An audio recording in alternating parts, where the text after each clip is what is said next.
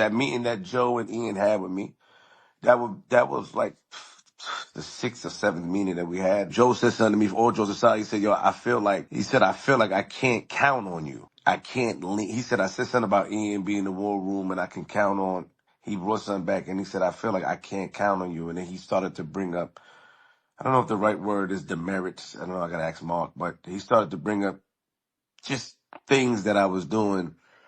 And I realized that usually from those meetings, I would leave there and come back like, I'm going to use this as a tool to turn it into content. Joe Budden and Flip are still at odds, with Flip revealing some of the secret words that were said in a behind closed door meeting where Joe Budden went off on Flip. So on the JBTV After Hours Spaces, go check them out. The JBTV After Hours, they have a Patreon channel as well.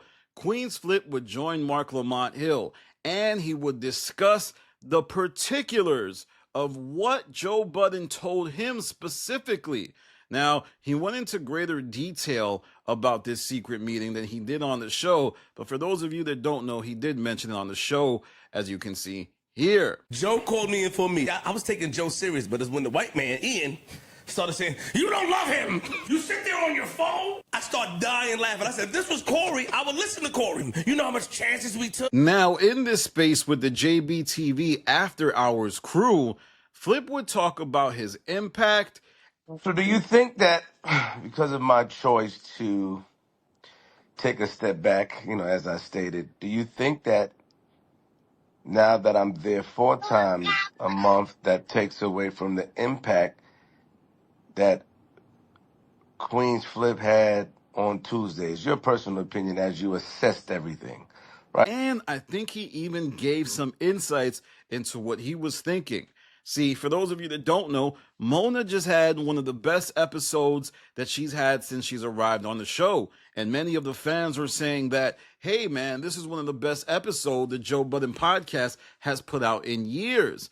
And Flip said that he listened to it. Now, for someone who doesn't listen to the podcast back, it is quite interesting that he chose to listen to that episode. Could he have been missing out, so he felt like he needed to keep up, or was he a little bit jealous? Anyway, one thing that Flip says that was very telling to me is that he's coming back on Fridays and doing pop-ins. Plan on doing pop-ins. I do plan on doing pop-ins. I do plan on the type of pop-ins I'm gonna do is dramatic. I do plan on doing pop-ins to support my brother and sister. So you know what I mean. But it's been great so far. I think that Joe has figured out a method and put things in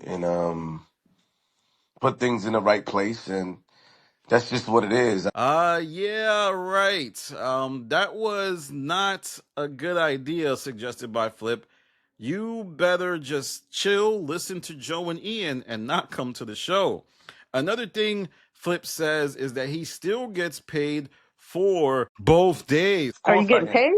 Of course, I'm getting paid. Yeah, of course I'm not okay. So it seems like his salary is still unchanged. But like I said in a previous video, he's playing a dangerous game, because when salary renegotiation time comes and his whole salary gets clipped in half and Joe says, you come in less, you deserve half, you shouldn't get paid more, and you feel insulted and you have to leave, don't think your salary is going to stay the same, buddy. Then Joe apparently had their 7th meeting with Flip. This is the meeting that he referenced on the pod and also in this space here. I can't lean on you, and this is what you brought here is great. You are 100% correct, but this, where I'm at in my life, where I'm going for 2026, this is not something that is at the top as it was 2 years ago. And then when you start to break things down from a business perspective of how I can implement it in my business, I put my ego aside and said, okay, I'm willing to be a team player and make, and do what I could do to see let's go to the promised land. And Joe Budden dropped the hammer on him. He said, I feel like I can't count on you, Flip. And he brought up the things that Flip did. So all of the moments, all of the yesterdays lead to today. And Joe Budden would tell him, yo, Flip, I don't think I can count on you in the same way. I don't want you to be like this. I really need you to change. the things that you used to do, the impact you used to have isn't something I'm really considering a priority for me right now. Then Flip would get retrospective and say that in the past, what he used to do is the real life conflict happening on the show, he would turn it into content. And apparently, it seems like Joe and the rest of the cast don't like that. So, I mean, it's something that we have to monitor. And Flip is still engaging in that. He still lets us get breadcrumbs about really what's going on behind the scenes. And it's through him we learn a lot about what happened with Melissa Ford. It is through him we learn a lot about what's happening with him. And it is through him we learn a lot about what's happening from Joe's perspective. So let's see if he changes that, because I honestly think if Flip can't do that, he becomes way less dynamic of a podcaster. Then Flip reveals a bit of hypocrisy when he says that he is at Flip the Network and he's been peeping the plays by some of the people who work for him that he used to do to Joe Budden. And I want to grow, and I'm also have my own business to Flip the Network, and I'm watching people try to do the same things that I got away with, and I don't let them niggas get away with shit. Now that is very telling and eye-opening. As to me, it is acknowledgement that Flip has been trying to sabotage Joe for quite some time. Now, it's no secret that Flip the Network is a bit of a mess. They have tons of people on the network that are constantly beefing, constantly going at him.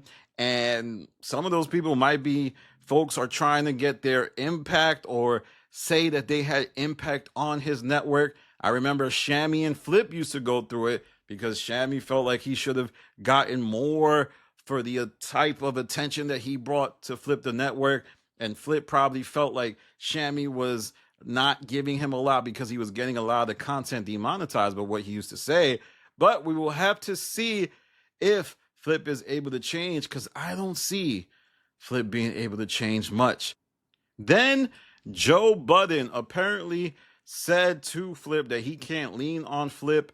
And like I said before, that Flip's style of creating content for the show isn't something he wants in the same way as he did the previous 2 years. Oh my God. So that means that Joe wants Flip to change. And if you connect the dots, this means that he didn't change, so he got suspended, which is why he came to the show less half the time. And now, in this thought process he's going through with JBTV After Hours, he's saying that he's going to come back to the show on the day he was suspended just to observe. Well, aren't you engaging in the same behavior that Joe Budden said not to? Listen to what I'm saying. In the past, Joe told Flip, listen, stay home for the second day. But you know what Flip did? He showed up for the second recording of the week. And now he's going to do the same exact thing while saying he was going to change? Oh my God, the manipulative mind of Flip is still heavy, and it might be best to just stay on Wednesdays. Make that Wednesday the best show it can be. And your energy might not be welcomed on Fridays. You think it's wise for you to come back to Fridays in light of the great pod that Mona just had? Dog, you better leave Fridays alone. See if Mona crashes out and Joe asks you to save the day. Because don't assume that Mona's going to kill every Friday. I mean, she's long-winded. She has trouble corralling her thoughts and opinions. Sure, everybody's having a Mona love fest, but in time that might change. And we all know all members of the show get loved initially, but over time that changes, and over time they start getting hated on. So another thing he revealed is the arrest that happened in light of some commercial he was supposed to film. He said this on the show. He said somebody violated him with an iCard. Someone went to the precinct, complained on me. They put an iCard because of who I am, instead of doing the proper investigation. And the day I went to Queens to go film and then to get a haircut, and because I was prepared for the next morning, which was Wednesday. I left the pod, I went straight to Queens, and Wednesday morning, the car, they sent the car, they were sending the car to pick me up in Brooklyn at a certain time. hard. I don't know. I really never get arrested, so I don't have to worry myself with criminal endeavors. But apparently somebody from his family filled out some type of investigation card, and the cops chose to execute it on the day he was recording, and he was doing a commercial with somebody named Nigel Sylvester, and that led to him losing a business opportunity. But we will have to see how that goes out. He also has to stop getting arrested. It's not necessarily that the show cares so much that he gets arrested. It's just it reveals kind of his thinking and how he's trapped in the old mindset. He has kind of been arrested every year he's been on the Joe Budden podcast. Flip has found himself in handcuffs, and to me that shows a lack of growth. So what Flip is doing here is the time-honored tradition of a lot of manipulative people. They call out their bad behavior but refuse to change it. But they assume that the people think that because they're calling out their bad behavior, that it's some type of genuine, reflection. It's not genuine reflection. It's just pretending like you're going to change. So Flip, I'm not giving him advice because I know how he's going to do. He's going to do the thing he always done. The things that make him successful is the things that he think will continue to make him successful. But if I were to give him any tidbits, it would be, don't try to come back to Fridays. It's over, dog. That ship has sailed. Mona is the Friday comedian. You stay on Wednesdays. Make that show the best it can be. Also, try to make the Patreon lit and take that to the next level, because I noticed the Patreon for last Friday was a little weak sauce. Everybody's talking about how great the podcast was, but they're not talking about how bad the Patreon was. So one of Mona's weaknesses is she can't keep the energy up for both iterations of the show. And maybe you can do that. Maybe it can be, oh man, Wednesday Patreons, man. When Flip is there, he be turning up the Patreon. Get your value back before you try to make any decisions on that Friday reappearance. You don't have any leverage with the audience. You lost it. You don't have any leverage with the podcast. Joe Budden and Ian are fed up with you. Let's break. Joe said, I feel like I can't count on you. So you think the proper response is to show up on Fridays? Oh, God, you're just confused. You're a little lost. You don't know what you're doing. You need someone to help you. Not being on Fridays is a blessing. You get to work on Flip the Network. Maybe bring back Flip the Script. Do something people care about. Get the community caring. Stop bothering the pod with your control disorder or whatever personality that you got, and let things be. But let me know what you think about this. What do you even think about Flip showing up to the JBTV after hours? Remember, Flip used to say he thinks the JBTV Twitter community is corny. He used to hate how Mark, Joe, and other members of the show would show up and speak to fans. And now he's doing the very same thing, which he critiques. Is he talking out of two sides of his brain? Only time will tell. All right, y'all. Remember, that was on JBTV After Hours. Follow them on Twitter. Also, they have a YouTube channel. I'll leave it linked in the description. Follow me on everywhere that I exist. Twitter, Patreon, especially. Patreon is The Stop. Instagram is The Stop TV. This is Danny from The Stop. Peace.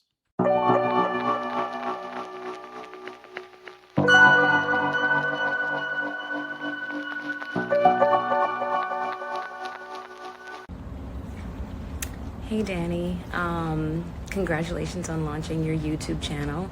That is a big deal, honestly. There's a lot of people who think about doing things and never actually get up off their butts to actually do it. So congratulations on that.